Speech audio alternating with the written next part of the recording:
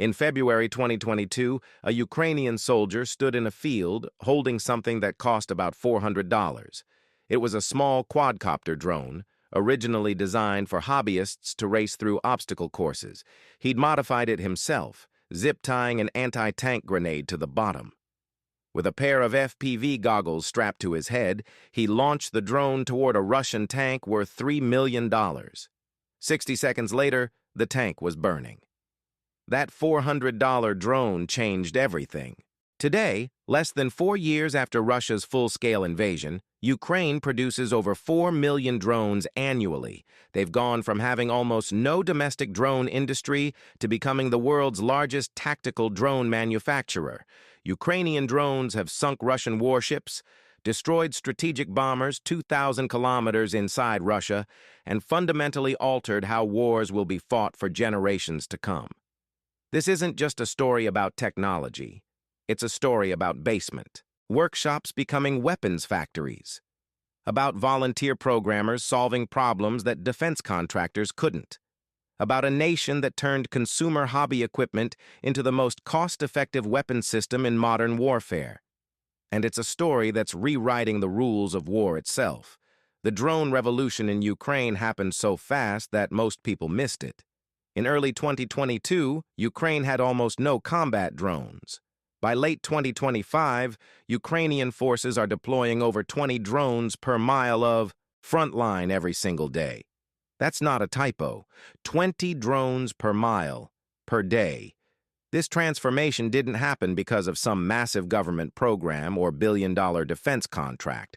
It happened because ordinary Ukrainians started building drones in their garages, in basement workshops, in repurposed warehouses, and somehow this improvised, crowd-funded effort became more effective than anything the world's traditional military powers could produce. In this video, we're going to understand how Ukraine went from zero to drone superpower in less than 4 years. We'll discover how they solved problems that seemed impossible, like defeating Russian electronic warfare systems that could jam any radio signal. We'll see how fiber-optic cables trailing across battlefields became the solution to a jamming problem that stumped engineers worldwide. We'll explore the economic transformation, how an industry that didn't exist in 2021 is now producing technology that NATO countries are desperately trying to learn from. And we'll understand why this matters far beyond Ukraine, why every military in the world is now scrambling to replicate what happened there. Because here's the thing, Ukraine didn't just build a lot of drones, they invented entirely new categories of warfare. They created the world's first fully unmanned naval operations. They pioneered drone-on-drone aerial combat. They launched the first successful anti-aircraft strikes using naval drones as missile platforms, and they did all of this while fighting for their survival. So, let's start at the beginning. Let's go back to February 2022, when Russia launched its invasion and Ukraine had almost nothing to fight back with. When Russian forces crossed the border on February 24, 2022, Ukraine's drone capabilities were, to put it mildly, limited. The Ukrainian military owned a few dozen Turkish-made Bayraktar TB2 drones. These were the stars of early war footage, those famous videos of Russian convoys being destroyed.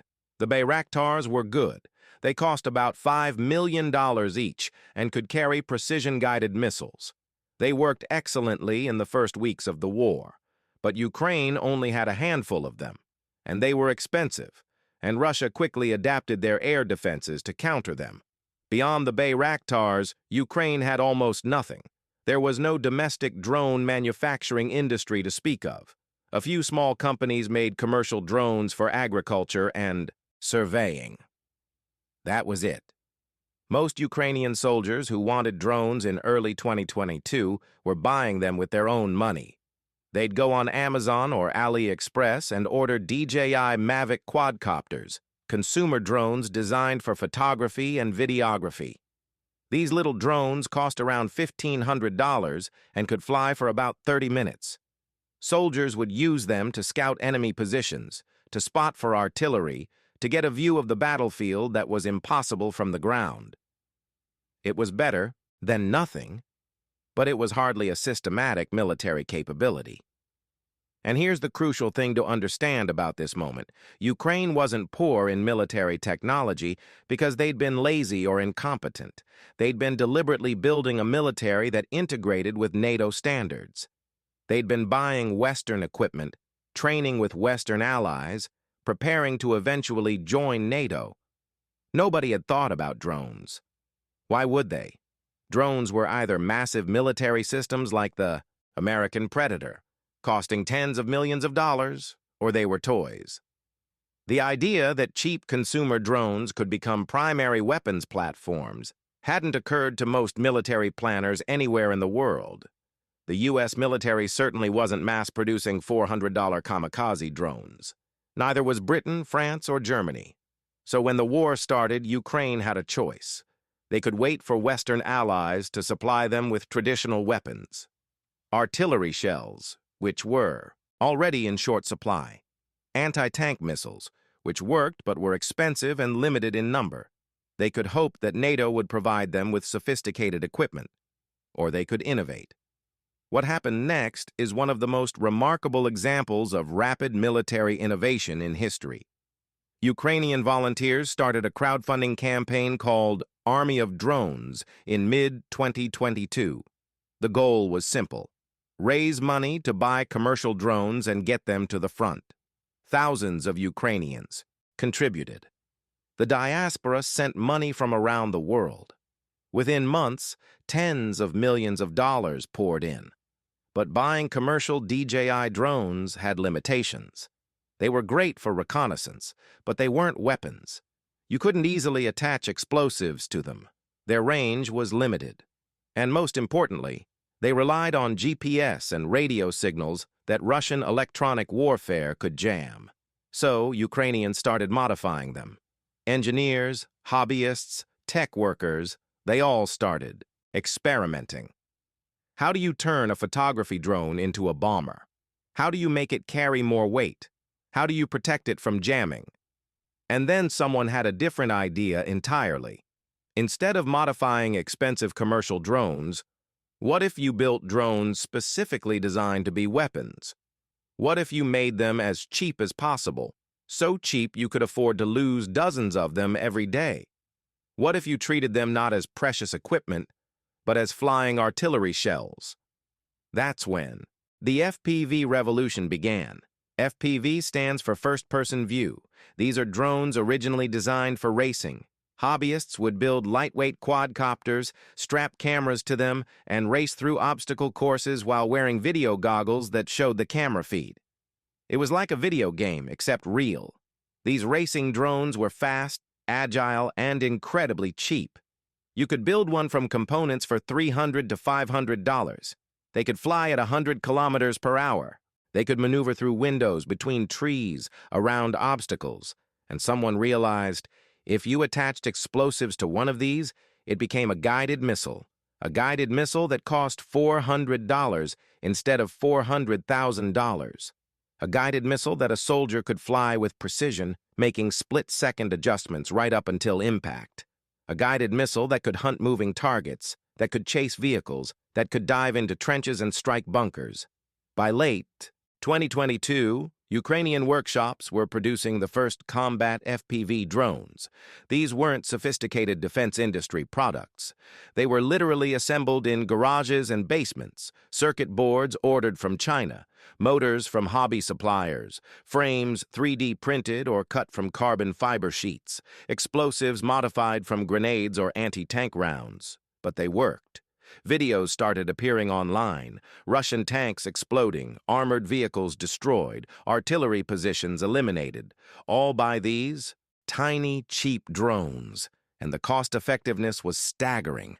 A Russian tank costs about $3 million. An FPV drone costs $400. Even if you lost 10 drones for every tank destroyed, you were still spending $4,000 to eliminate a $3 million asset. That's a 750 to 1 return on investment. The Russian military had never seen anything like it. Traditional warfare assumed that valuable equipment like tanks needed expensive weapons to destroy them.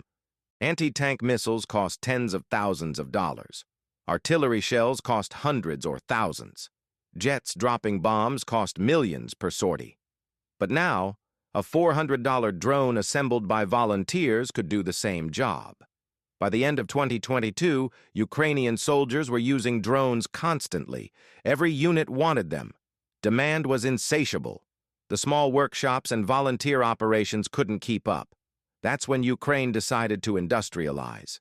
In 2023, the Ukrainian government launched Brave One, a defense technology incubator. The idea was to support Ukrainian startups and manufacturers developing military technology, with drones as the top priority. They offered grants, connected manufacturers with military units for testing, streamlined regulations, and created a fast-track system from prototype to battlefield. If you had a good idea and could prove it worked, Brave would help you scale production. The results were extraordinary. In 2022, Ukraine produced essentially 0 FPV drones domestically. In 2023, they produced about 600,000. That's already an incredible number. But it was just the beginning. If you're finding this story of innovation under pressure fascinating, drop a like to help the channel. It takes just a second and makes a real difference. Now let's talk about what happened when Russia started fighting back with electronic warfare, and how Ukraine found a solution nobody saw coming. By 2023, FPV drones had become so effective that they were causing serious problems for the Russian military. Ukrainian sources estimated that 60 to 80% of Russian equipment losses were being caused by small tactical drones. That number is almost hard to believe, but multiple sources confirm it. The majority of Russian tanks, armored vehicles, trucks, and artillery pieces being destroyed weren't being hit by artillery shells or missiles. They were being hit by cheap FPV drones. This created an existential problem for Russia. They couldn't afford to keep losing equipment at this rate. But what could they do about it? The answer was electronic warfare, jamming. Here's how FPV drones work. A pilot on the ground wears video goggles that show the feed from the drone's camera.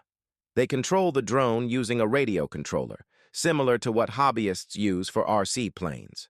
The drone receives radio signals telling it where to fly, and it sends back video signals showing what the camera sees. It's all radio communication, which means it can be jammed. Russia already had extensive electronic warfare capabilities. They'd been developing jamming systems for years, so they deployed them across the front line.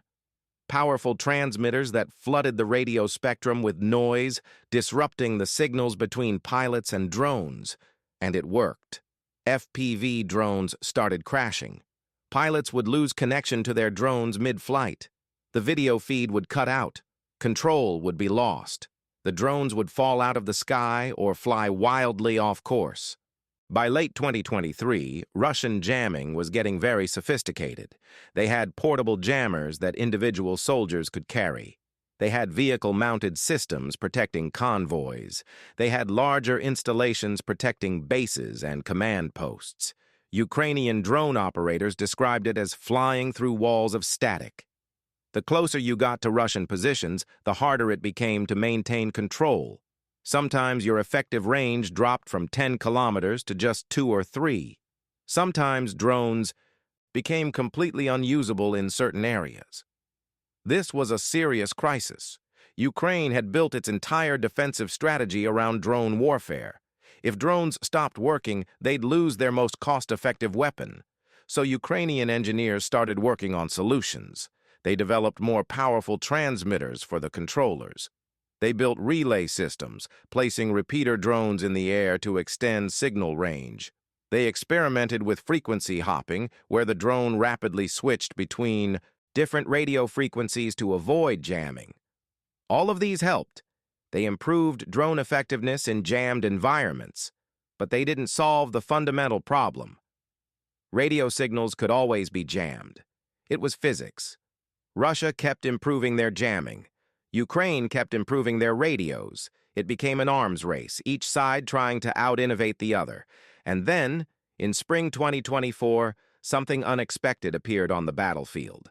Soldiers started noticing thin cables stretched across the ground near the front lines, gossamer threads almost invisible, trailing from Russian positions. At first, nobody knew what they were. Then, Ukrainian intelligence figured it out. Russia had developed fiber-optic drones. Instead of using radio signals to control the drone, these new models trailed a thin fiber-optic cable behind them. The cable connected the drone directly to the pilot's controller. All the control signals and all the video feed traveled through this physical cable, which meant they were completely immune to jamming. You can't jam a cable. The fiber-optic drones had other advantages, too. The cable didn't emit any radio signals, so electronic warfare sensors couldn't detect them. They were electronically silent. You couldn't locate the drone operator by tracking their transmissions. And the video quality was perfect, no static or interference regardless of distance. The cables themselves were incredibly thin, about the diameter of a human hair. A single drone could carry 10 to 20 kilometers of cable wound on a small spool. As the drone flew, the cable unreeled behind it. When Ukrainian forces first encountered these drones, they were shocked. Here was a technology that completely bypassed electronic warfare, and Russia was deploying them effectively. Ukraine immediately began developing their own fiber-optic drones, but they were behind. Russia had a head start, and they had close relationships with China, the world's leader in fiber-optic technology. Ukrainian drone manufacturers went into overdrive.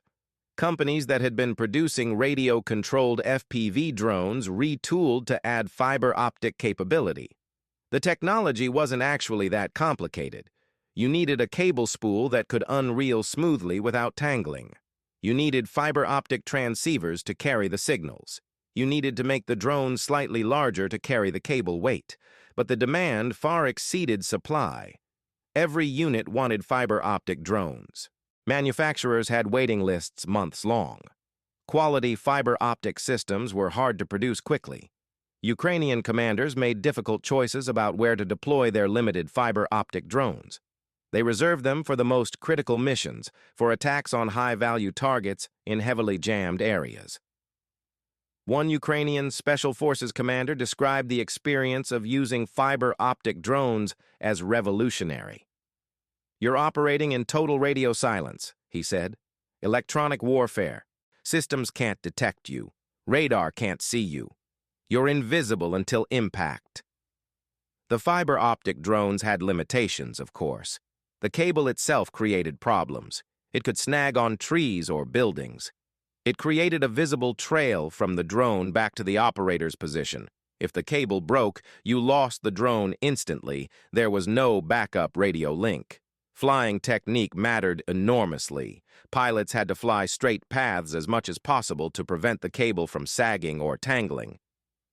They had to fly low to keep the cable from catching on obstacles. Range was limited by cable length, though some systems achieved 20 to 30 kilometers. Ukrainian soldiers also had to learn to watch for the cables on the battlefield. The thin threads stretched across the ground were sometimes the only warning that a fiber-optic drone attack was coming, or was about to happen again, since drones rarely returned. They were kamikaze weapons. Both sides started developing countermeasures. Ukrainian forces experimented with rotating barbed wire that would catch and snap the fiber-optic cables. Russian forces did the same. Shotguns became valuable anti-drone weapons. You could shoot the cable or the drone itself if you saw it coming. But fundamentally, fiber-optic drones solved the jamming problem. And by late 2024, both Russia and Ukraine were producing them in large numbers. Ukraine's fiber-optic drone production ramped up dramatically in 2025. Multiple manufacturers achieved mass production. The waiting lists shortened, quality improved, and Ukrainian forces started using fiber-optic drones for an increasingly wide range of missions. They used them for reconnaissance, flying low over enemy positions with perfect video clarity.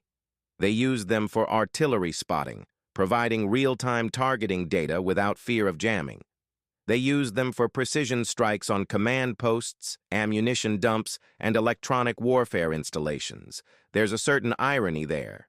Ukraine was using unjammable fiber-optic drones specifically to destroy Russian jamming equipment, clearing areas so radio-controlled drones could operate again. The fiber-optic revolution represented something important beyond just solving a technical problem. It showed that in modern warfare, adaptation happens incredibly fast. Russia deployed a new technology. Ukraine reverse-engineered it and began mass production within months. This kind of rapid innovation cycle was unprecedented. In traditional defense acquisition, developing and fielding a new weapon system takes years or decades. In Ukraine, it was taking months or even weeks. And the fiber-optic drones were just one example.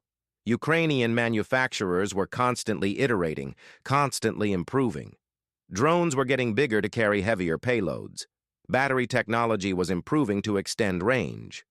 AI-assisted targeting was being integrated to help pilots in the final seconds before impact. By 2025, the technological sophistication of Ukrainian drones had advanced far beyond the simple modified racing quadcopters of 2022. These were purpose-built military systems, designed and refined through thousands of combat missions. But the really staggering thing wasn't the sophistication, it was the scale.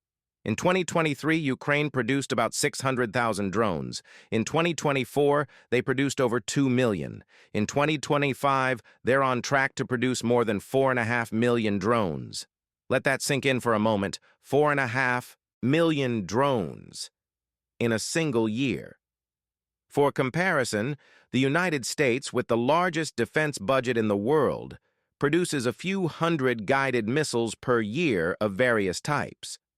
Ukraine is producing millions of drone weapons annually, and the vast majority are made domestically. This represents one of the fastest industrial transformations in modern history. In 2021, Ukraine's drone industry barely existed, a few small companies making commercial drones for agriculture and surveying. Total annual production may be a few thousand units. 4 years later, they're producing more than 12,000 drones every single day. How did this happen? The transformation started with government policy. In late 2023, President Zelensky announced a plan to produce 1 million FPV drones domestically in 2024. This seemed wildly ambitious. Ukraine was producing about 50,000 FPV drones per month at that point. To hit 1 million for the year, they'd need to roughly double production. They exceeded the target significantly. Final 2024 production was about 1.5 million FPV drones, plus additional longer-range systems.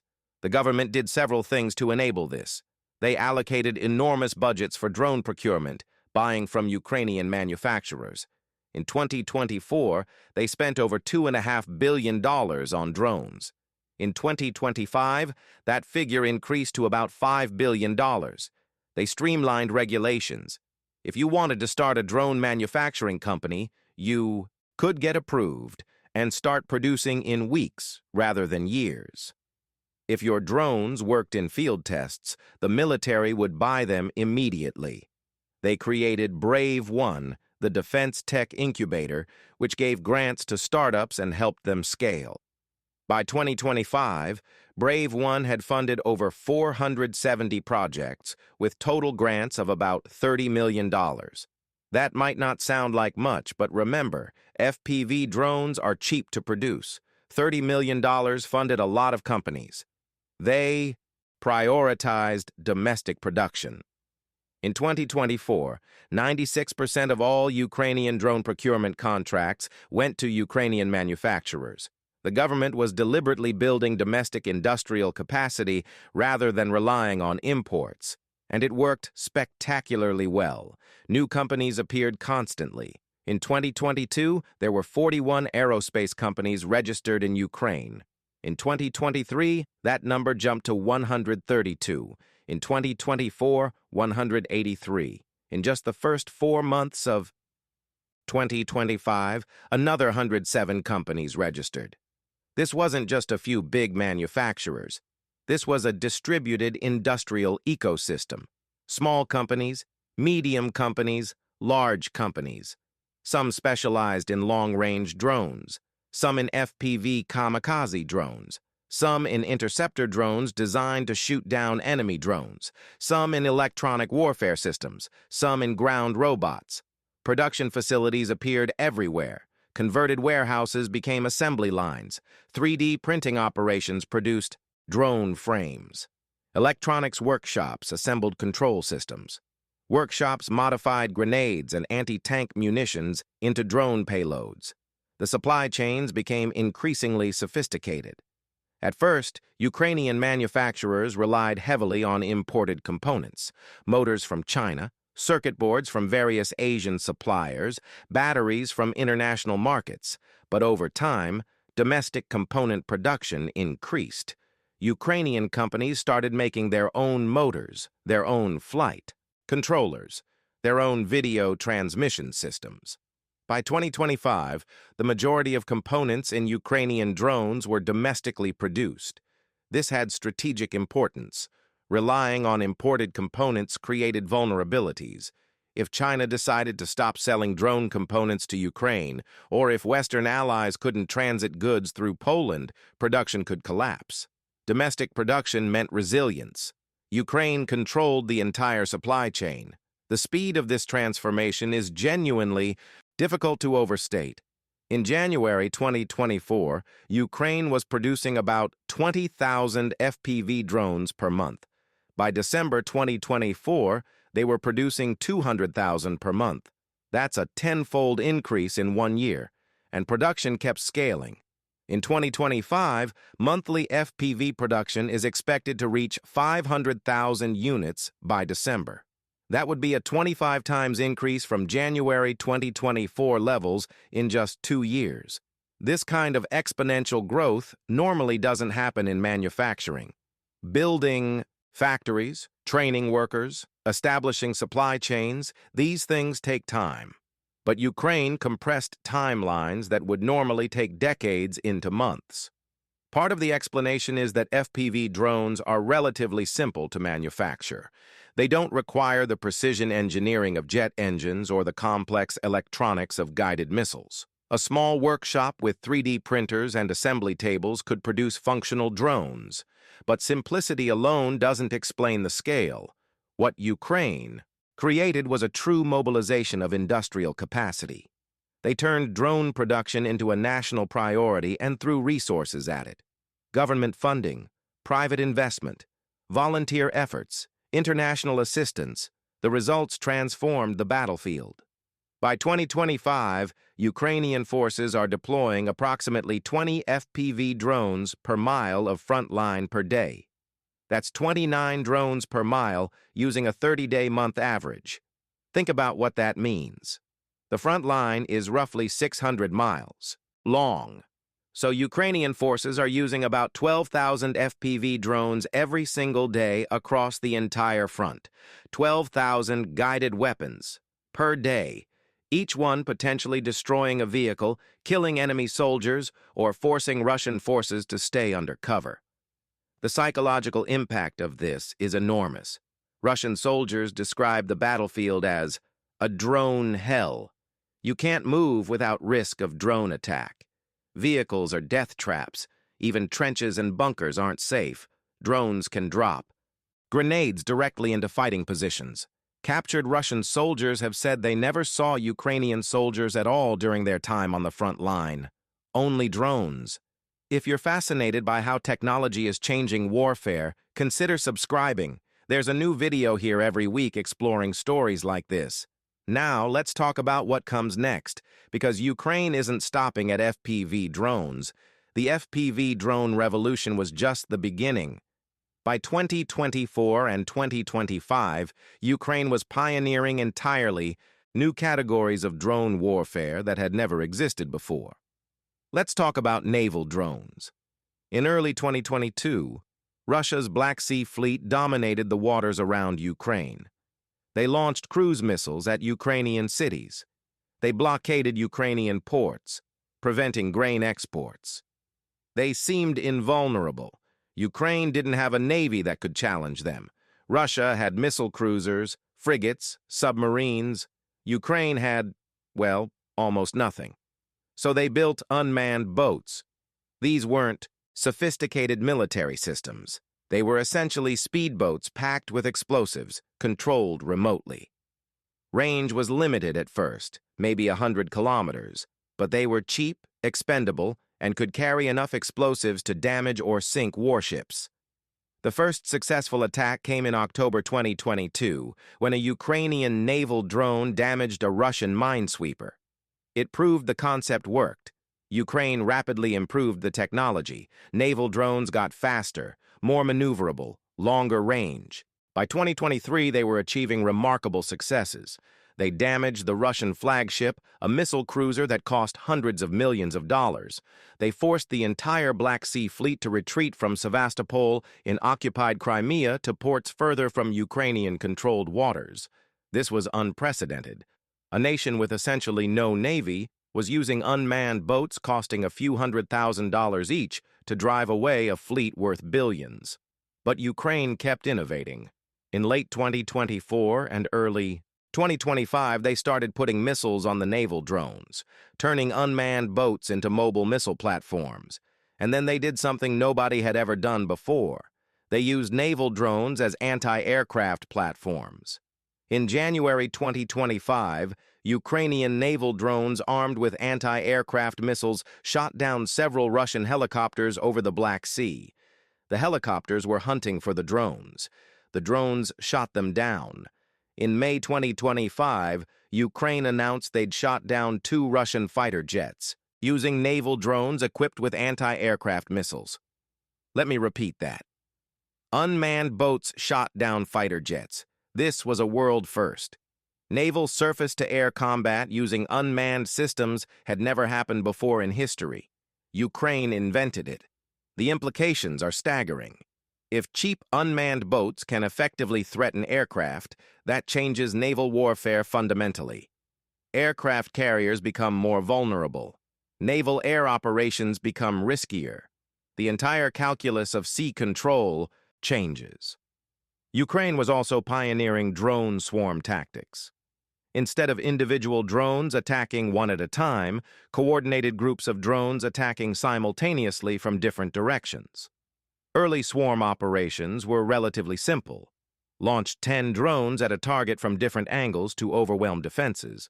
But by 2025, Ukrainian forces were conducting much more sophisticated coordinated attacks. They'd use reconnaissance drones to identify targets, electronic warfare drones to jam, communications, decoy drones to draw fire, and then kamikaze drones to strike from multiple directions while defenses were distracted.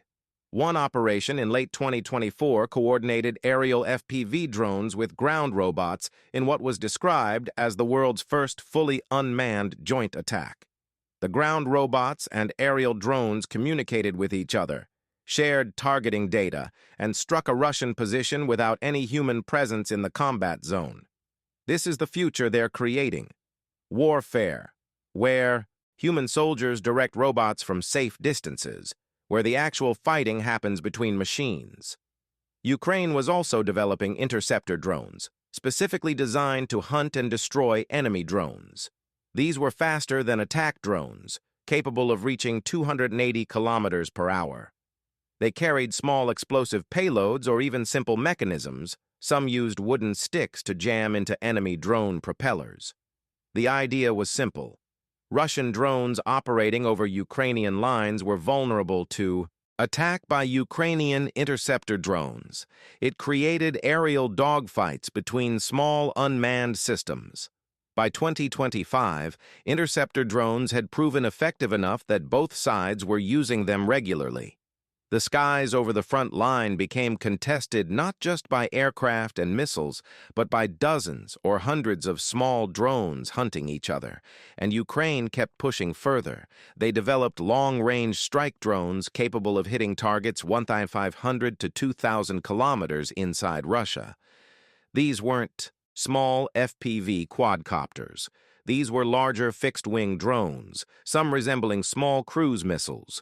Ukrainian long-range drones struck Russian airfields across the country, destroying strategic bombers. They hit oil refineries, causing significant damage to Russia's energy infrastructure. They attacked ammunition depots, command centers, defense industry facilities. In June 2025, Ukraine conducted Operation Spiderweb, an audacious attack on multiple Russian air bases using drones that had been smuggled into Russia months earlier. Containers disguised as rooftop sheds on trucks contained dozens of small FPV drones. Ukrainian agents activated them near air bases across Russia simultaneously. The drones emerged from their hidden containers and attacked parked aircraft. The operation reportedly destroyed or damaged multiple bombers and fighters. It showed that Ukraine could pre-position drones deep inside enemy territory and activate them when needed. The cumulative effect of all these innovations was transformative. Ukraine went from having no domestic drone industry to being what many analysts now call a drone superpower. NATO countries were taking notice. British and Danish forces reportedly began receiving drone warfare training from Ukrainian instructors. Multiple countries sent military observers to study Ukrainian tactics. Defense companies from Europe and the United States tested their products in Ukraine, seeking battle-tested in Ukraine credentials. Former Ukrainian Commander-in-Chief Valery Zaluzhny stated in 2025 that the war had completely changed the nature of warfare. He predicted that future wars would be won by countries that focused on drones, electronic warfare, and artificial intelligence. And he's probably right. What Ukraine demonstrated was that in modern warfare, cheap, numerous, expendable systems can be more effective than expensive, limited, exquisite systems. Better to have $10,400 drones than 10 $400,000 missiles. Better to have systems you can afford to lose, systems you can replace quickly, systems you can iterate and improve rapidly. Ukraine proved that a small nation could compete militarily with a much larger adversary by leveraging technology and innovation. They couldn't match Russia in artillery shells or tanks or soldiers, but they could build drones faster and better. And they did. So what does all this mean? What are the lessons from Ukraine's drone revolution? First, the obvious one. Warfare has fundamentally changed. The dominance of cheap, numerous, unmanned systems is now proven beyond doubt. Every military in the world is scrambling to adapt. The United States, despite having the largest defense budget globally, is actually behind in tactical drone production. American forces don't have the equivalent of Ukraine's FPV drone capabilities. They're working on it now, trying to catch up, but they're playing catch-up to a nation with a fraction of their resources. The same is true for most NATO countries. They have sophisticated, expensive systems, Reaper drones, advanced missiles, precision-guided munitions, but they don't have millions of cheap, expendable drones. Ukraine showed that you need both. You need the high-end systems for certain missions, but you also need mass, you need quantity, and you need the ability to innovate rapidly, to adapt to what the enemy is doing. The traditional defense acquisition model can't do this. In the United States or Europe, developing a new weapon system takes 10 to 15 years from concept to deployment. Ukraine is doing it in months. The second lesson is about industrial mobilization. When pushed, it's possible to build industrial capacity far faster than peacetime assumptions suggest. Ukraine went from essentially zero drone production to over 4 million annually in less than 4 years. They created an entire ecosystem of manufacturers, suppliers, and support services. They trained thousands of workers. They established supply chains. And they did this while fighting a war, while their infrastructure was under constant attack, while millions of their citizens had fled the country. That's genuinely impressive. It shows what's possible when a nation treats something as an absolute priority. The third lesson is about innovation. The best ideas often don't come from big defense contractors or government programs. They come from volunteers, from startups, from people with relevant skills who decide to help. Ukraine's drone revolution was bottom-up. It started with individual soldiers modifying commercial drones, with hobbyists adapting racing quadcopters. With crowdfunding campaigns and volunteer workshops, the government supported this, funded it, scaled it, but they didn't control it or direct it from the beginning. They created an environment where innovation could happen and then amplified what worked. Compare this to traditional military procurement, where everything is planned years in advance, where requirements are defined by committees, where changes take forever to implement. Ukraine showed that in rapid innovation environments, the old model doesn't work. You need to enable experimentation, fail fast, and scale successes quickly. The fourth lesson is darker. Modern warfare is becoming increasingly automated and remote. Soldiers on both sides describe barely seeing enemy forces. The fighting happens between drones, between artillery, between long-range systems. This creates psychological distance from killing. A drone pilot sitting kilometers away from the front line, flying a drone through VR goggles, doesn't experience combat the same way a soldier in a trench does. This might make war easier to wage. If your soldiers aren't dying in large numbers, if the human cost is more abstract, political leaders might be more willing to start or continue conflicts. On the other hand, it might make war more humane in some ways. If battles can be fought primarily between machines, with fewer casualties, that's arguably better than sending waves of soldiers to die. Ukraine would certainly prefer to lose drones rather than soldiers. And to the extent that drone warfare has allowed them to hold the line against a much larger adversary while suffering fewer casualties than they otherwise would have, that's a net positive. But the long-term implications are uncertain. We're watching the future of warfare unfold in real time, and we don't fully understand where it's heading. The fifth lesson is about economic transformation. Ukraine's defense industry has gone from almost nothing to a major sector of the economy. Thousands of jobs have been created. Billions of dollars in investment have flowed in. Ukrainian officials talk about becoming the Silicon Valley of defense technology after the war, about leveraging their battlefield experience and industrial base to become a major exporter of military technology. This might actually happen. Ukraine now has expertise that no other country possesses. 3 years of constant combat testing and iteration have refined their systems beyond what any peacetime development program could achieve. NATO countries are already buying Ukrainian drones and seeking partnerships with Ukrainian manufacturers. This could become a significant part of Ukraine's post-war economy, which brings us to the final point. The irony of all this. Putin invaded Ukraine, partly to prevent it from becoming more Western, more integrated with NATO and the EU. He wanted to keep Ukraine in Russia's sphere of influence.